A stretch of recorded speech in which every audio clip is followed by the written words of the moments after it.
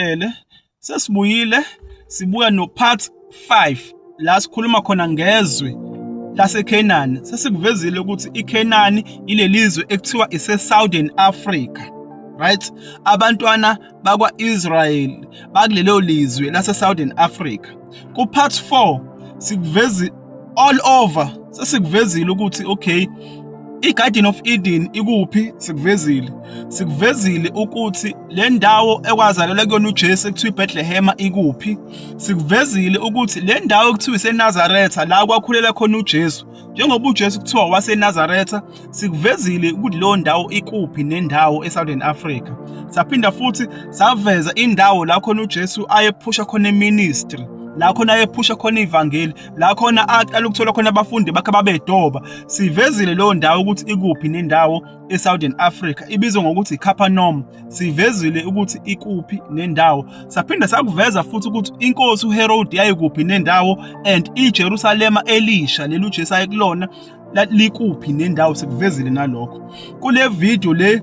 Sifuna ukuveza number 1 ukuthi le ndawo ekuthiwa iseGalile ikuphi nendawo, njengoba kuthiwa eGalile ikuphi leyo ndawo. Bese siveza nolwandle laseGalile, Galile Sea, ukuthi likuphi nendawo. Siphinde siqhubeke sizoveza umfula okuthiwa iJordan. Umfula okuthiwa iJordan lo mfula uJesu abhabhadiswa kuwona uJohane umbhabhadisi, right? Sizoveza lo mfula ukuthi ukuphi nendawo. Siphinde siveze neJerusalema elidala elakhiwa inkosi ukhokho kaJesu uDavid. Sizoliveza ukuthi likuphi nendawo eSouthern Africa. Siphinde futhi sizoveza neGolgotha. iGolgotha ila khona uJesu abethelwa khona, nanokuthi lithunya lakhe likuphi uJesu. Sizokuveza lokho kule video. Ake siqale ke sihambe nayo. Sesiyaqala ke sikhuluma ngeGalile. iGalile ekumele ukuthi ukwazi ukuthi ingaseCapernaum. iCapernaum ile ndawo ese-South Africa. Yaqala yabizwa ngokuthi iCape of Good Hope, yazobizwa ngeCape Colony, yazobizwa ngeNorthern Cape, Eastern Cape, Western Cape, isihlukaniswe phakathi. Lo ndawo yonke ibizwa ngokuthi iCapernaum. Ila khona uJesu athola khona abafundi bakhe ahamba nabo bedoba lapho, oPetro nobani, right? iGalile ingalapho. Ake sizwe ukuthi kuthiwani lana. Kuthiwa lana, yes, Capernaum is located within the broader region of Galilee. Okusho ukuthi iCapernaum ingaseGalile, specifically on the northwestern, okusho ukuthi ingase-west, ngase-north. Ukhumbuleke ukuthi i-north iSouth Africa. Mekuthiwa west kusho ukuthi ingase-northwest, ile ndawo ibizwa ngokuthi Western Cape, kusho ukuthi ingalapha iGalile, right? Ake siveze obunye ubufakazi, noma ake siveze iproof ukuthi iGalile ise-Western Cape. Ibuphi ubufakazi esizobuthula? Ake sibuke la. Now njengamanje sifuna ukuprova ukuthi iGalile ise-Western Cape. Nibone lapha ichaziwe encwadini ukuthi iGalile ise-north ngase-west.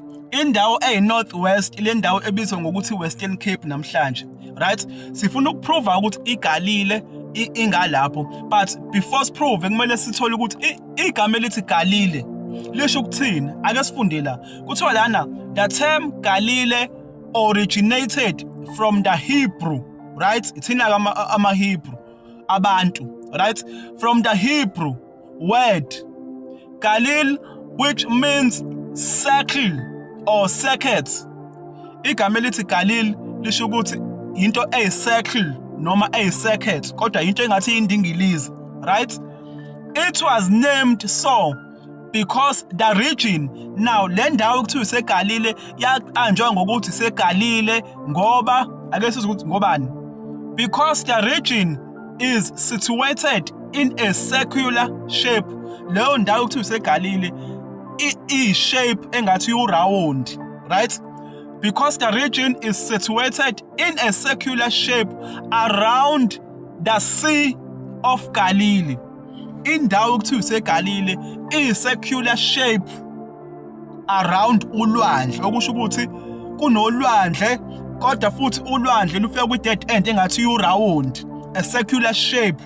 Leyo ndawo yabizwa ngokuthi iGalile. Ulwandle lwakhona labizwa ngokuthi iGalile Sea, right? iGalile Sea.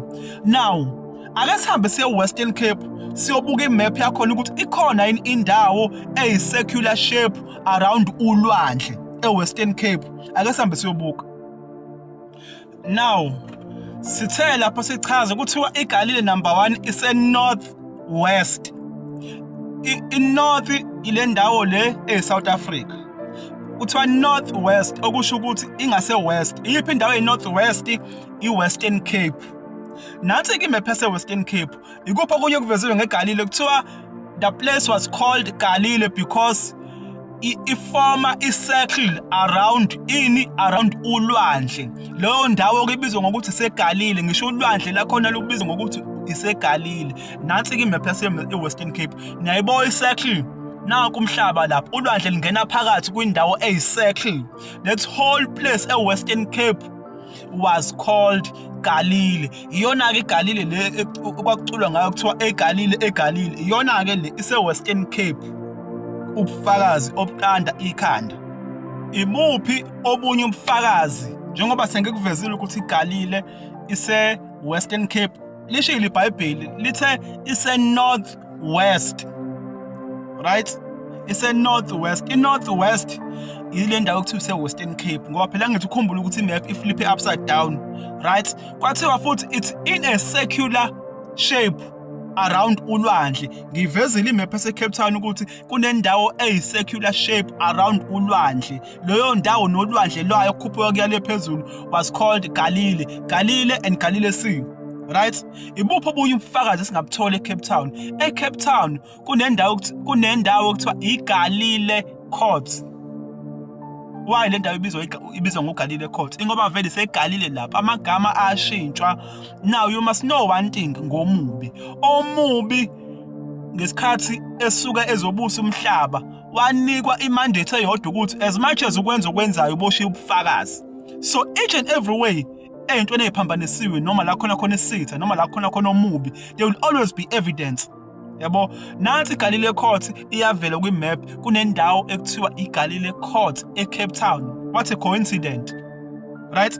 Ake siqhubeke siveze amanye ama-features atholakalayo eSouthern Africa. Sifuna ukukhuluma manje ngalo mfula okuthiwa iJordan. iJordan iyaduma kakhulu ngokuthi umfula la khona uJesu abhabhadiswa khona, lapho athi mesephuma khona waphuma sembathwa umoya ongcwele lo enza ngayo imangaliso. Wawutholaphi lo moya ongcwele uJesu? Imuphi lo mfula abhabhadiswa kuwona? Okuyiphi indawo eSouthern Africa? Right? Sifuna ukuveza iJordan njengamanje. Ake singene kuyona. Sibingelele kubo bonke abalandeli bethu kwi-Asikhulisane talk show. Sifisa ukuveza la ukuthi siseyinhlelweni zokuthi kuhambe sibe nama-classes, right? Njengamanje kwamanye ama-experts sisa-business training, kodwa sifisa ukuthi sibe nama-classes nje ekuhambeni kwesikhathi. So we have created a WhatsApp group. Ilinki i-attach-iwe kwi-bio yami. Mungena kwi-profile yami kwi-bio, ilink ya WhatsApp group ngiyifake khona. So kumuntu ozoba interested mhlawumbe ukuthi abe ingxenye ye-Asikhulisane angayijoyina i-group ngoba ezinye izinto zizochazwa khona, ezinye izinto zizokhulunywa khona.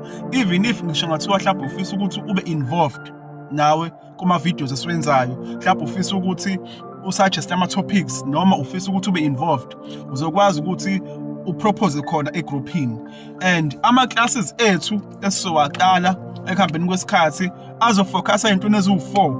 Isintu, umlando wethu thina abantu abamnyama, because sifidwe umlando o-wrong, sifidwe udoti womlando ophambanisiwe. Right? Kuzoba personal development, ukuthi ukuze ube umuntu uhambe kahle yiphi indlela yokuhamba, personal development, yabo ukwazi ukukhula. Right? Bese kuzoba yini enye, business and money. Sizogxila kakhulu kule ye-business and money sabantu abamnyama, nayo sizokhuluma ngayo, sifundisane, sikhulisane ngayo.